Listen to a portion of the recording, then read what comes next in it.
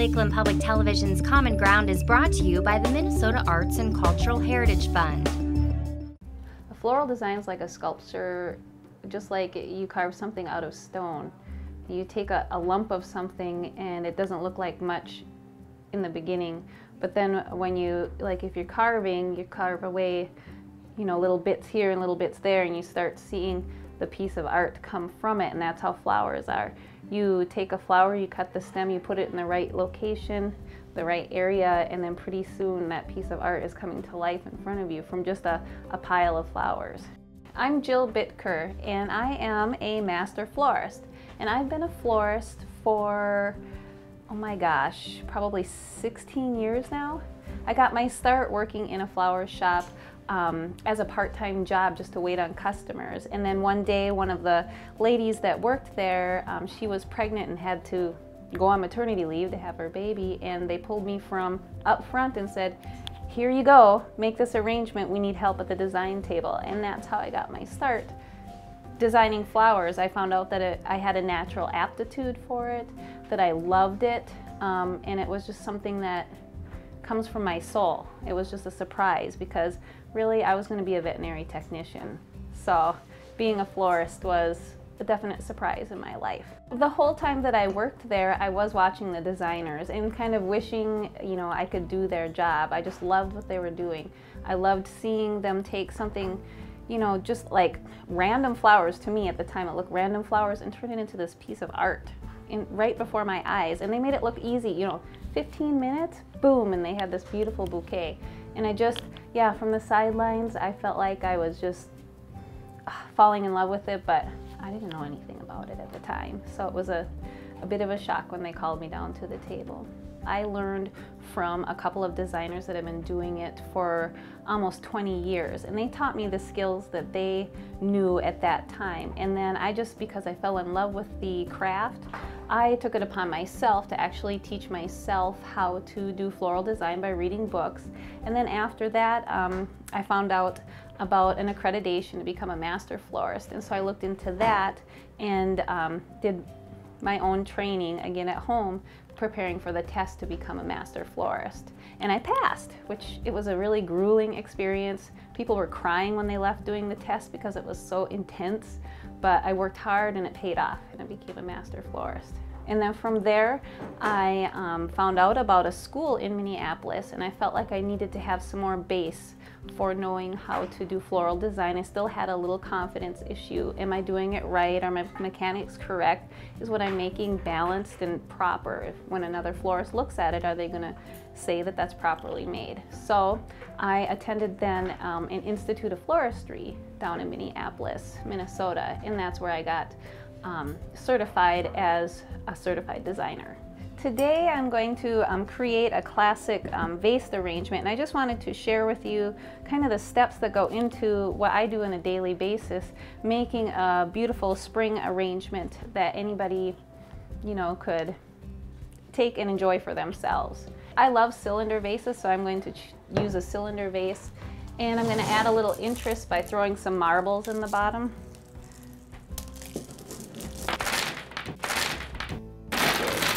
And I chose blue because it's a spring arrangement, and I'm going to do some blue irises in it. And then I just have to put some floral preservative in here. And I don't use straight water, we have to use a special solution so that the flowers last. I'm going to take some curly willow, and because it's really pliable, I'm just going to work it into my vase. Now normally I don't like to have foliage or greenery down below in my vase, but I think this adds a nice texture, a little action, a little excitement, I think.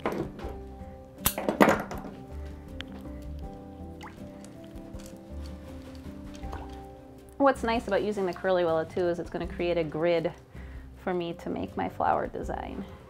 A grid is a crisscross type of design technique where the vines are going to create kind of a webbing across there for me to insert the flowers in at different angles and keep the arrangement secure without it falling out.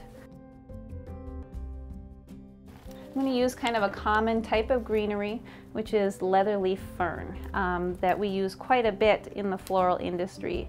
It has some nice texture, but it's also inexpensive, and that's why it gets used a lot for our customers. When I insert my foliage into the vase, I'm very careful not to get any of the greenery below the water line because we don't want to do any more contamination of the water.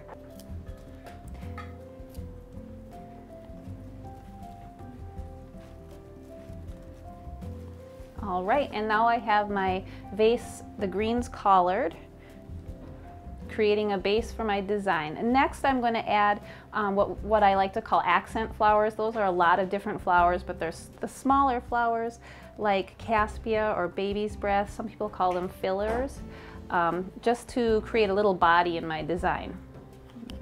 And this accent flower I'm using today is called caspia, or it's a type of limonium. And I like it because it has kind of that wildflower appeal. Wildflower designs are one of my favorite style of designs. When I cut every end with my knife or oriental shears, and I just put the flower into the vase, again doing that crisscross motion through the crisscross of the curly willow.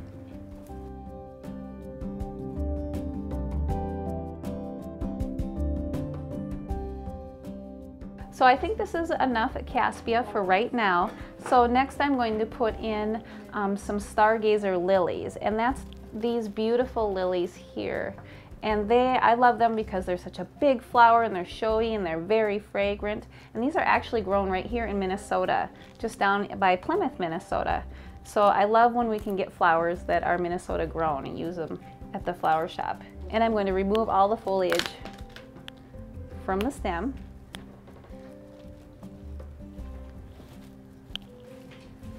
Next, I'm going to take some of these nice blue, kind of purpley blue irises, and I'm going to create a little height in my design now.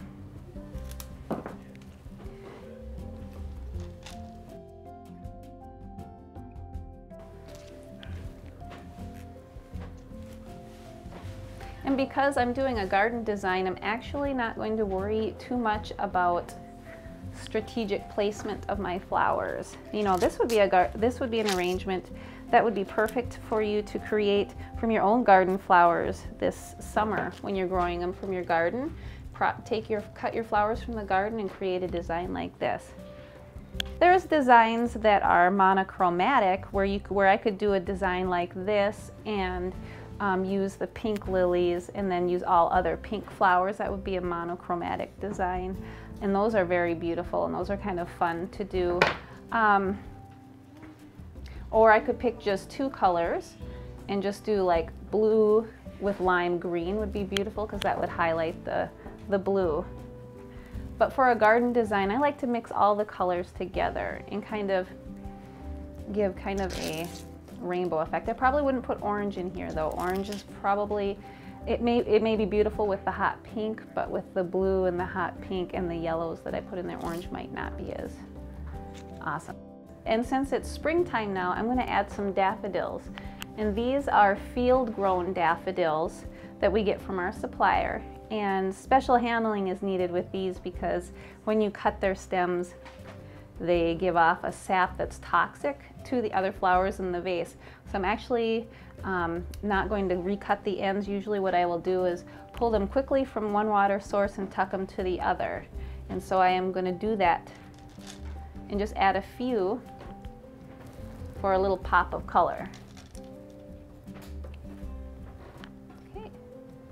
And you know, we've got the curly willow in the vase down here, and to create some balance in my design, I think I'm going to bring some curly willow up out of my vase. I'm going to carry what's down here up because we have the blue marbles and those are up into the blue irises. So we're going to carry some of those branches up through the design and tall.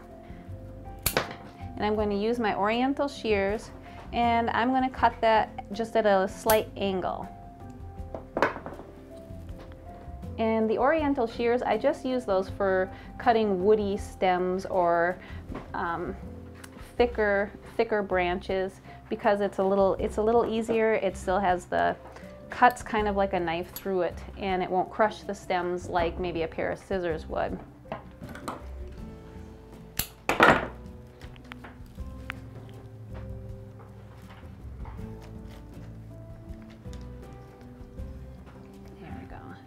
And when I'm putting things like curly willow into my arrangements, I don't worry about where I'm going to place them. I just tuck them here and there because that's kind of how nature is. You know, nature isn't perfect. It's going to have a funny bend to it. It's not going to go in the perfect location.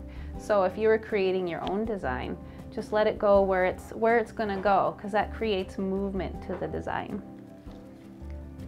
And I think I'm going to add some pussy willows that we have too, because I think that will create a strong vertical line coming through the top of the arrangement.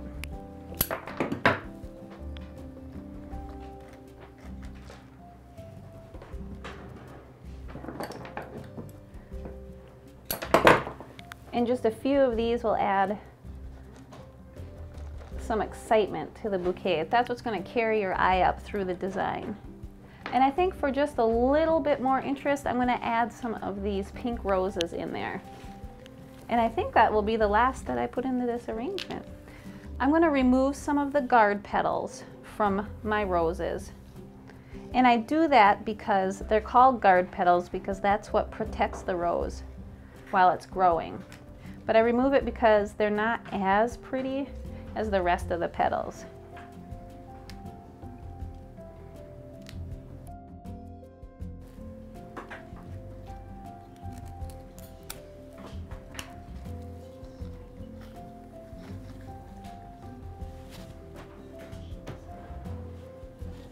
And these were roses grown in Ecuador. These aren't the Minnesota grown roses that we have here. But we have a great supplier for the flower shop. They grow these and they have literally thousands of different varieties of roses in just about every color you could imagine. And we get those directly shipped from there to Minnesota to right here. I love flowers, and I love that they make people happy, and that when somebody looks at an arrangement, their whole day changes. They can be grouchy or having a bad day and grumpy. I mean, but the minute you put even just one little flower in front of someone, their whole mood changes, their face lights up. That's part of the passion that I have for what I do. One of the favorite things that I like to do being a floral designer is actually taking part in there's a few design competitions every year that we get to take part in. And I love the process of figuring out how you're going to create a design. And, you know, they may give you a theme like Wizard of Oz or waterfall, or, you know, a theme like that. And you've got to think of a creative arrangement and keep it within a certain size and dollar value. And I just love figuring that out. Being able to take something like this and turn it into a sculpture that's gonna, you know, fill in their needs. And I've had some good luck myself. I've won a few things. I know I'm tooting my own horn, but I'm actually kind of proud of it. I'm proud of it, so. All right. And I think I'm gonna call this one done.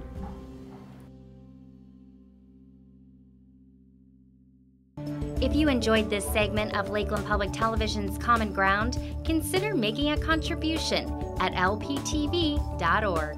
If you have segment ideas pertaining to North Central Minnesota, contact us at legacy@lptv.org.